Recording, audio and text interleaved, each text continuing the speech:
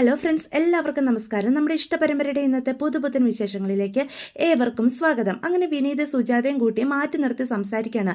അമ്മ ആ നിൽക്കുന്നത് അമ്മയുടെ സ്വന്തം ആങ്ങളുടെ ഭാര്യയും മക്കളുമാണ്. അതുപോലെ അമ്മയുടെ സ്വന്തം പെറ്റമ്മയും. ആ ബോധം അമ്മയ്ക്ക് എപ്പോഴും ഉണ്ടാവണം. മനുഷ്യരായ ചെറിയ വാക്കുവ്യത്യാസങ്ങളും തർക്കങ്ങളും പിണക്കങ്ങളും ഒക്കെ ഉണ്ടാവും എന്നും കരുതി അത് മനസ്സിൽ വെച്ച് പകയോടെ ജീവിക്കാൻ പറ്റുമോ അമ്മേ? അവർ നമ്മുടെ രക്തമാണ്. ആ ചിന്ത അമ്മയ്ക്ക് വേണം. അവർക്കൊരു ആപത്ത് വരുമ്പം അവരെ കൈയൊഴിയാൻ നമുക്ക് പറ്റുമോ? അമ്മാവൻ്റെ ആത്മാവ് പോലും അമ്മയോട് ക്ഷമിക്കുമെന്ന് തോന്നുന്നുണ്ടോ എന്ന് പറയണേ.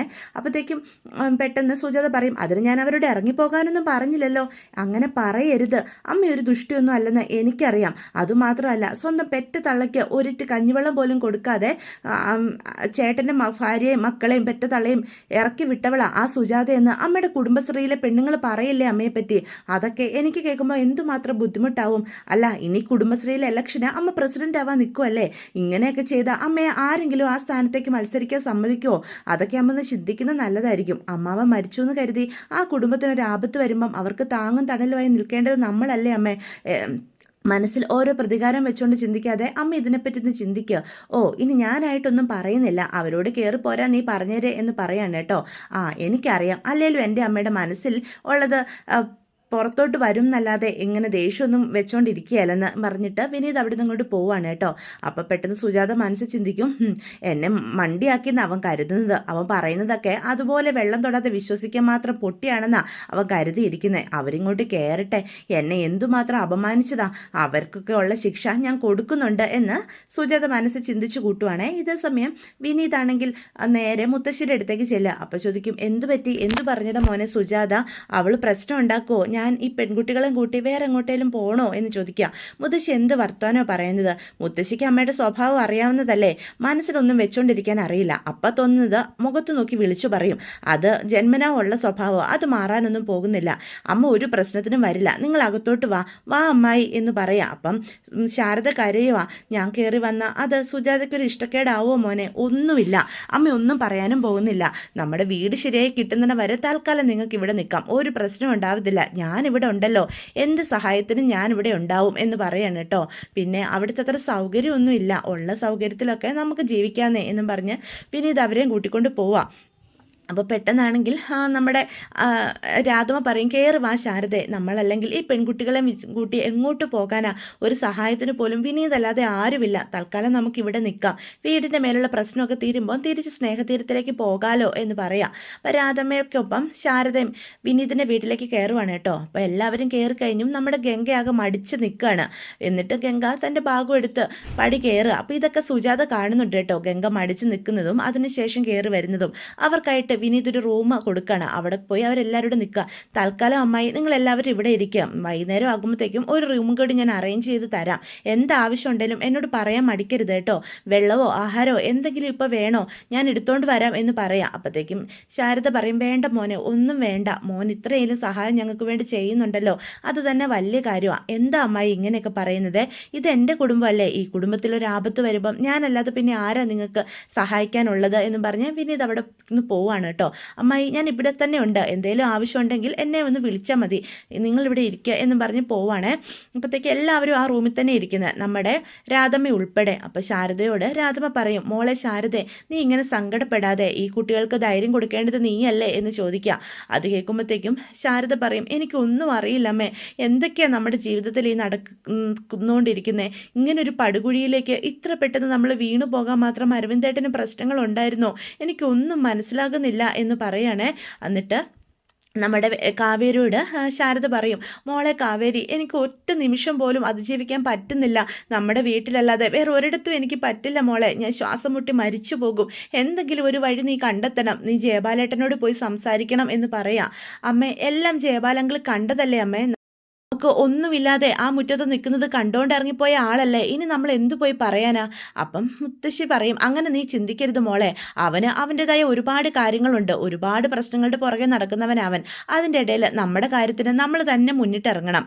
അതുകൊണ്ട് മോളൊന്ന് പോയി സംസാരിക്കുക, എന്തെങ്കിലും കാശ് അറേഞ്ച് ചെയ്യാൻ പറ്റുമോ എന്നൊക്കെ സംസാരിച്ച് നോക്കും മോളെ എന്ന് രാധമ്മയും പറയാം. അത് കേൾക്കുമ്പം കാവേരി പറയും, ഞാൻ പോകാമേ, നമ്മുടെ കാര്യത്തിന് നമ്മൾ തന്നെ ഇറങ്ങിത്തിരിക്കണമല്ലോ, അതുകൊണ്ട് അച്ഛമ്മയും പേടിക്കണ്ട, ഞാൻ എന്തായാലും അവിടെ പോയി ഒന്ന് സംസാരിക്കും സംസാരിക്കട്ടെ എന്ന് പറയാം. ഇത് കേൾക്കുമ്പോൾ രാധമ്മ പറയും, ശാരദ നീ ഇങ്ങനെ സങ്കടപ്പെടരുത്, ഇങ്ങനെ ഒരു കുഴിയുണ്ടെങ്കിൽ അതിനൊരു കുന്നുമുണ്ട് മോളെ. നമുക്കൊരു ആപത്തിലേക്ക് ദൈവം നമ്മളെ തള്ളിവിടുന്നതിന് മുന്നേ ആ ആപത്തിൽ നിന്ന് നമ്മളെ കരകയറ്റാൻ ഒരു രക്ഷകനെയും ദൈവം നേരത്തെ തന്നെ നിശ്ചയിച്ചിട്ടുണ്ടാവും. അങ്ങനെ ഒരു രക്ഷകൻ നമ്മുടെ മുന്നിലും എത്തും മോളെ, നീ സങ്കടപ്പെടരുത്. നമ്മുടെ എല്ലാ പ്രതിസന്ധികളും നമ്മൾ അതിജീവിച്ച് മുന്നോട്ട് ജീവിക്കുക തന്നെ ചെയ്യും. നീ കരുത്തോടു കൂടി ചിന്തിക്കണം. ഇങ്ങനെ തളർന്നിരുന്നാൽ എൻ്റെ അരവിന്ദൻ്റെ ആത്മാവിന് പോലും ശാന്തി കിട്ടത്തില്ല എന്ന് പറയാം. എനിക്കൊന്നും മനസ്സിലാകുന്നില്ലമ്മേ, എന്തൊക്കെയാണ് നമ്മുടെ ജീവിതത്തിൽ സംഭവിച്ചുകൊണ്ടിരിക്കുന്നത്?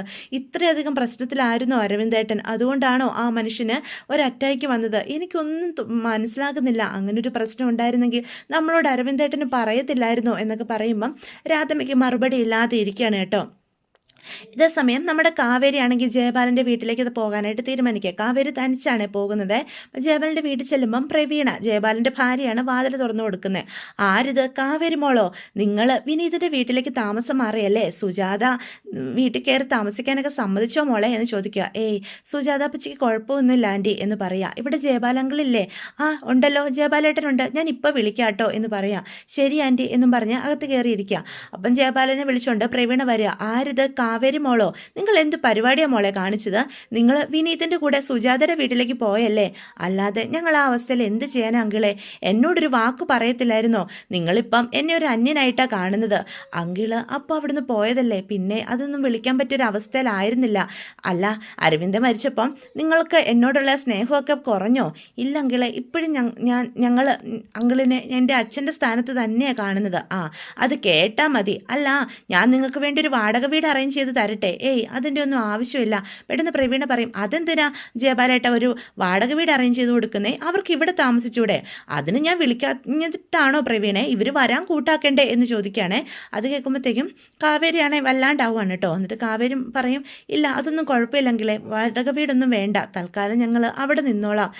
അങ്കിളെ അച്ഛൻ്റെ അക്കൗണ്ടിൽ ക്യാഷൊന്നും ഇല്ലേ അങ്കിളെ? അവൻ്റെ അക്കൗണ്ടിൽ ഒറ്റ രൂപ പോലും ഇല്ല മോളെ. അവന് കുറേ സാമ്പത്തിക പ്രതിസന്ധികളൊക്കെ ഉണ്ടായിരുന്നു. ഇപ്പം നിങ്ങൾക്കും കാര്യങ്ങളൊക്കെ മനസ്സിലായി വരുന്നില്ലേ?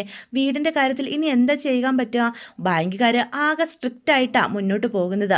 നിങ്ങൾ കാശടച്ചാൽ മാത്രമേ വീട് കിട്ടുള്ളൂന്നാണ് പറയുന്നത്. ഇപ്പം തന്നെ ഇങ്ങനൊരു സാവകാശം ഞാൻ പറഞ്ഞതുകൊണ്ടാണ് തന്നെ. അങ്കിളിന് ഒന്നും ചെയ്യാൻ പറ്റില്ലേ എന്ന് ചോദിക്കാം. കുറച്ച് പൈസ അറേഞ്ച് ചെയ്ത് തരാൻ സാധിക്കുമോ മോളെ? എനിക്ക് പൈസ തന്ന് നിങ്ങളെ സഹായിക്കണമെന്ന് എനിക്കുണ്ട്. പക്ഷേ ഞാനും കുറച്ച് ടൈറ്റിലാണ് നിൽക്കുന്നത്. ഇപ്പം എൻ്റെ കൈ മറിക്കാൻ കാശൊന്നുമില്ല, അതുകൊണ്ടാ എന്ന് പറയാണ്. മോളെ എനിക്ക് അത്യാവശ്യമായിട്ട് ഒരിടത്ത് വരെ പോകണം, വേറൊന്നും സംസാരിക്കാനില്ലല്ലോ എന്ന് ചോദിക്കാം. ഇല്ലങ്കിളെ എന്നാൽ ശരി എന്നും പറഞ്ഞ് കാവേരി അവിടെ നിന്ന് ഇറങ്ങാനായിട്ട് തുടങ്ങുക. ഇതേ സമയം വീട്ടിൽ ശാരദയും മക്കളും ആ റൂമിൽ കയറി അപ്പം ഇരുന്ന അതേപടി തന്നെ ഇരിക്കുകയാണ് കേട്ടോ. നമ്മളിനി എന്താ ചെയ്യുക എന്ന് ചോദിക്കുകയാണ്. പെട്ടെന്ന് യമുനയാണെങ്കിൽ ഫോണിൽ പണിതുകൊണ്ടിരിക്കുക. അപ്പം ഗംഗ വിളിക്കുക, യമുനെ, എടി യമുനെ എന്ന് വിളിക്കും. എന്താ ചേച്ചി? ഇതേ നിന്നെ അമ്മ വിളിക്കുന്നതൊന്നും നീ കേൾക്കുന്നില്ലേ? നീ ഇത് ആരെയാ ഫോൺ വിളിച്ചുകൊണ്ടിരിക്കുന്നത്? ചേച്ചി ഞാൻ ഫോൺ വിളിക്കുക അല്ല, മെസ്സേജ് അയക്കുക. അപ്പം ശാരദ ചോദിക്കും, ആർക്കാ മെസ്സേജ് അയക്കുന്നത്? കോളേജിൽ നിന്ന് ഫ്രണ്ട്സൊക്കെ അമ്മേ, കുറേ ദിവസമായില്ലേ കോളേജിൽ പോയിട്ട്, ഇനി ചെല്ലുന്നില്ലേ എന്നൊക്കെ ചോദിക്കുക. നോട്ടൊക്കെ അയച്ചു തരുന്നുണ്ട്, ഞാൻ അതൊക്കെ നോക്കുമായിരുന്നു എന്ന് പറയാം. അമ്മ ഇങ്ങനെ സങ്കടപ്പെടാതിരിക്കുക എന്നാൽ ഗംഗ അപ്പം പറയും, കാവേരി പോയിട്ടുണ്ടല്ലോ, അവൾ എന്തെങ്കിലും വഴി കണ്ടെത്താതെ ഇരിക്കില്ല എന്ന് പറയാം. എനിക്കൊന്നും അറിയില്ല, ജയപാലേട്ടൻ നമ്മളെ സഹായിക്കുമായിരിക്കുമല്ലേ എന്ന് ചോദിക്കുവേ. അപ്പോൾ ഗംഗ പറയും, ജയപാല അങ്കിൾ സഹായിക്കുമെന്ന് തന്നെ നമുക്ക് പ്രതീക്ഷിക്കാമേ, അതല്ലാതെ നമ്മൾ എന്ത് ചെയ്യാൻ പറ്റും? പെട്ടെന്ന് നീളക്കുട്ടി അങ്ങോട്ട് വരികയാണ് കേട്ടോ. അമ്മേ എനിക്ക് വിശക്കുന്ന അമ്മേ എന്ന് പറയാം. അത് കേൾക്കുമ്പോൾ ശാരദയുടെ നെഞ്ച് തകരുമോ? മോളെ എന്താ ഇപ്പം തരിക? എൻ്റെ കയ്യിൽ ഒന്നും ഇല്ലല്ലോ എന്ന് പറയണേ. അപ്പം യമുന പറയും, സുജാത അപ്പച്ചി നമുക്കൊന്നും തരുന്ന ലക്ഷണമൊന്നും കാണുന്നില്ല, ഇനിയിപ്പോൾ എന്താ ചെയ്യുക? ഞാൻ എന്നാൽ കാവേരിയെ വിളിച്ച് എന്തെങ്കിലും മേടിച്ചിട്ട് വരാൻ പറയട്ടെ എന്ന് ഗംഗ പറയും. അത് കേൾക്കുമ്പം ശാരദ പറയും, അതിന് അവളുടെ കയ്യിൽ എവിടുന്ന മോളെ പൈസ? അവളുടെ കയ്യിൽ കാശൊന്നും ഇല്ലല്ലോ, പിന്നെ അവൾ എവിടുന്ന് മേടിക്കാനാ? വീട്ടിലിരുന്ന് പൈസ തൊട്ട് എടുക്കാനും ഞാൻ മറന്നു, അതെങ്കിലും ഉണ്ടായിരുന്നെങ്കിൽ ഇപ്പം എന്തെങ്കിലും നിങ്ങളെ വിട്ടാണെങ്കിലും മേടിപ്പിക്കായിരുന്നു എന്ന് പറയുകയാണേ.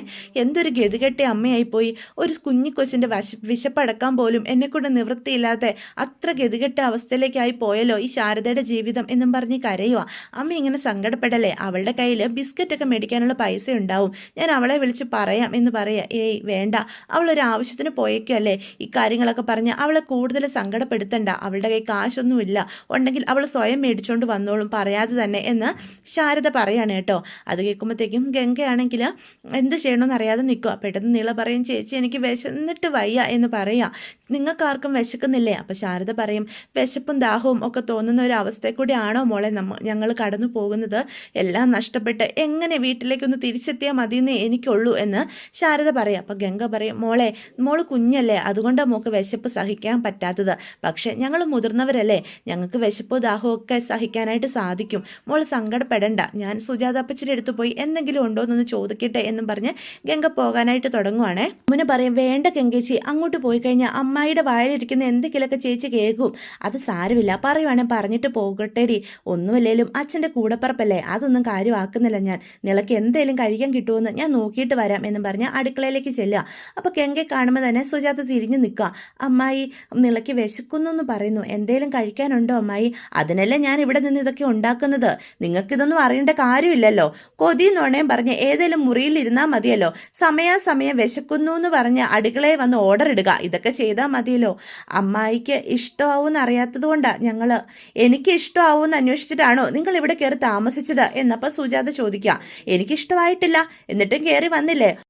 ഓരോ കാര്യത്തിനും അമ്മായിയുടെ ക്ഷേമോ സന്തോഷമോ ഒക്കെ അന്വേഷിക്കുന്ന ആൾക്കാർ ഞാൻ പറയുന്നത് കേട്ടാണല്ലോ നിങ്ങളിവിടെ ജീവിക്കുന്നത് എന്ന് സുജാത പറയാം. അമ്മായി ഞാൻ എന്ന് പറഞ്ഞ് ആകെ തപ്പിത്തടയോ ഗംഗ.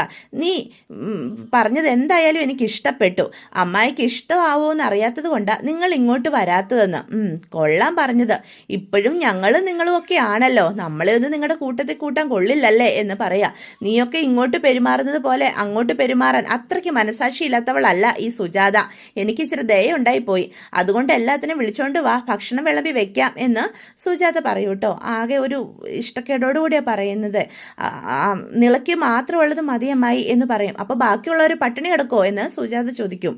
ഓ, രാവിലെ വയറ്റിലോട്ട് കുത്തി നിറച്ച് കാണും, ഇപ്പം വിശക്കുന്നൊന്നുമില്ലായിരിക്കും. ഇവിടെ ഇങ്ങനെ ഫ്രിഡ്ജ് തുറന്നിറക്കാൻ സ്നാക്സിൻ്റെ കൃഷി ഒന്നുമില്ല.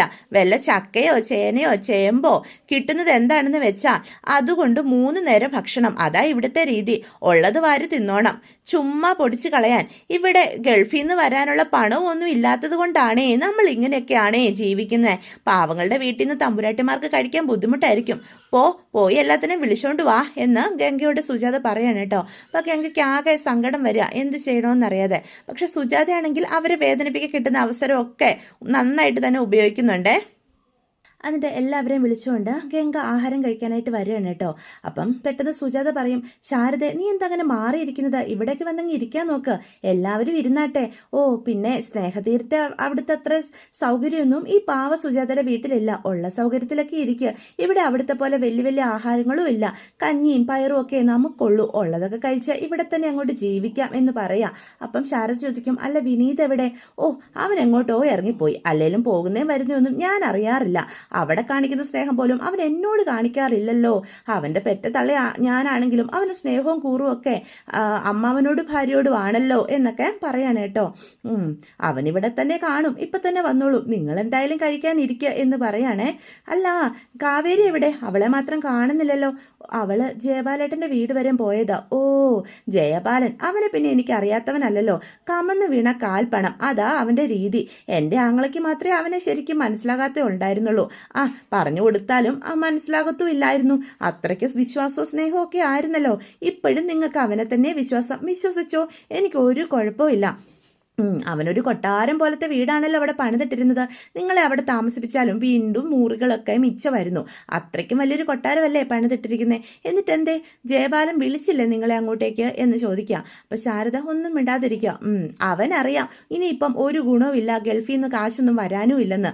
അതുകൊണ്ടേ ഒരു നേട്ടമില്ലാത്ത കാര്യമൊന്നും ജയപാലൻ ഒരിക്കലും ചെയ്യില്ല. പക്ഷേ എൻ്റെ വിനീതിനും പൊട്ടന, അവനറിയാം ഒരു നേട്ടമില്ലേലും അവൻ ഓരോന്നൊക്കെ ചെയ്തുകൊണ്ടിരിക്കും. അവൻ്റെ മനസ്സിൽ സ്നേഹവും കരുണയും ദയൊക്കെ ആണല്ലോ. എൻ്റെ വയറ്റിൽ പിറന്നു പോയെങ്കിലും അവൻ ഇതൊക്കെയാണ് കുറച്ച് കൂടുതൽ നിൽക്കുന്നത് എന്നൊക്കെ പറയാണ് കേട്ടോ. അത് കേൾക്കുമ്പോഴത്തേക്കും ശാരദ തല കുനിച്ച് നിൽക്കുക. അല്ല, നിങ്ങളിരുന്ന് കഴിക്കുക, ഉള്ള ആഹാരം കളയാനൊന്നും പറ്റത്തില്ല. ആ ചെറുക്കനെ കഷ്ടപ്പെട്ടിരുന്ന് ഉണ്ടാക്കുന്നതാ. ഞാനും എല്ലാം മുറിയെ പണിയെടുക്കുന്നുണ്ടേ, അതിൻ്റെ ഒരു ഓഹരിയാണ്. നിങ്ങൾ ഈ വീട്ടിൽ കയറി താമസിപ്പിക്കുമ്പം 2-3 ദിവസം കൊണ്ട് ഇറങ്ങിപ്പോകുന്നൊന്നും കരുതിയല്ല ഞാനിവിടെ താമസിപ്പിച്ചത്. ഇനി വീട് കിട്ടുമെന്നും അറിയത്തില്ലെന്നും എനിക്കറിയാം. നമ്മളൊക്കെ അങ്ങനെ കഴിഞ്ഞവരല്ലേ ശാരദ, നീയെല്ലാം മറന്നാലും പണ്ടത്തെ കാര്യങ്ങളൊന്നും ഞാൻ മറന്നിട്ടില്ല. പണ്ട് കുഞ്ഞായിരുന്നപ്പം ഞാൻ ജോലിക്ക് പോകുമ്പം ഈ ശാരദയാണ് വിനീതിനെയും ഗീതുവിനെയൊക്കെ നോക്കിക്കൊണ്ടിരുന്നത്. വിനീത് ആഹാരം ഒന്നും കഴിക്കില്ല. അവനെ ഒക്കത്ത് വെച്ചിരുന്ന് പൂച്ചയും കളിക്കിളികളെയും കാണിച്ച് ആഹാരം കഴിപ്പിച്ചുകൊണ്ടിരുന്നത് ഇവളാ. ഞാൻ എപ്പോഴും പറയുമായിരുന്നു, എല്ലും തോലുമായിട്ടിരുന്ന ചെറുക്കൻ ഇച്ചിരി നന്നായത് ശാരദ ആഹാരം കഴിപ്പിക്കാൻ തുടങ്ങിയത് പിന്നെയാണെന്ന്. അതുപോലെ അരവിന്ദൻ ഗൾഫിൽ പോകാൻ വേണ്ടി കാശില്ലാതെ വന്നപ്പം എൻ്റെ കെട്ടുന്നാലെയാ അവൻ വിൽക്കാനായിട്ട് കൊടുത്തത്. അതൊക്കെ കാലം കഴിഞ്ഞപ്പം ഞാൻ മറന്നില്ലെങ്കിലും നിങ്ങളെല്ലാവരും മറന്നു. അതുകൊണ്ടാണല്ലോ പെണ്ണിന് ഒരു കല്യാണാലോചന വന്നപ്പം ഞാനും എൻ്റെ ചെറുക്കനും ഒക്കെ നിങ്ങൾക്ക് ചേരില്ലാത്തവരായി പോയത്. എന്നിട്ടിപ്പോൾ എന്തായി? ദൈവം ഉണ്ടെന്ന് പറയുന്നത് ഇതുകൊണ്ടാ. അവസാനം ഈ സുജാതയുടെ ഈ കുടിലിൽ തന്നെ വന്നില്ലേ അഭയം തേടി. അതാ പറയുന്നത്, പണ്ടായിരുന്നു ദൈവം നീളെ. ഇപ്പോൾ അങ്ങനെയല്ല. എന്ത് ചെയ്യുന്നോ അതിനുള്ള പ്രതിഫലനം അപ്പം തന്നെ നമ്മുടെ ജീവിതത്തിലുണ്ടാവും. ആ പ്രതിഫലം കിട്ടുകയും ചെയ്യും. അതാ ഇപ്പോൾ സംഭവിച്ചത്. നമുക്ക് ഇച്ചിരി കാശും അന്തസ്സും ഒക്കെ വരുമ്പോഴേ നിലത്ത് നിൽക്കാൻ പഠിക്കണം. ഭൂമിയെ വണങ്ങിയേ എപ്പോഴും ജീവിക്കാവുള്ളൂ. ഇത് പറക്കുമല്ലായിരുന്നോ? എന്നിട്ടിപ്പോൾ എന്തായി? ഞാനിതൊക്കെ പറഞ്ഞു എന്നും കരുതി ആഹാരത്തോട് ആ ദേഷ്യമൊന്നും കാണിക്കല്ല, കഴിക്കാൻ നോക്കുക എന്ന് പറയാണ് കേട്ടോ. അപ്പം ശാരദയ്ക്ക് ഇതൊന്നും സഹിക്കാൻ പോലും കഴിയുന്നില്ല. കണ്ണ് നിറഞ്ഞു വരിക. ഗംഗയും യമുനയൊക്കെ എന്ത് ചെയ്യണമെന്നറിയാതെ നിൽക്കുകയാണേ. അപ്പോൾ ഈ സമയം നമ്മുടെ രാധമേ അടുത്തില്ല. അതുകൊണ്ട് സുജാത ഇങ്ങനെ ഓരോന്നൊക്കെ പറഞ്ഞുകൊണ്ട് അവരെ വേദനിപ്പിച്ചുകൊണ്ടിരിക്കുക. അപ്പോൾ ആകെ തകർന്ന് നിൽക്കുകയാണ് ശാരദ. ഇതൊക്കെയാണ് കേട്ടോ ഇന്നത്തെ എപ്പിസോഡിൻ്റെ വിശേഷങ്ങൾ.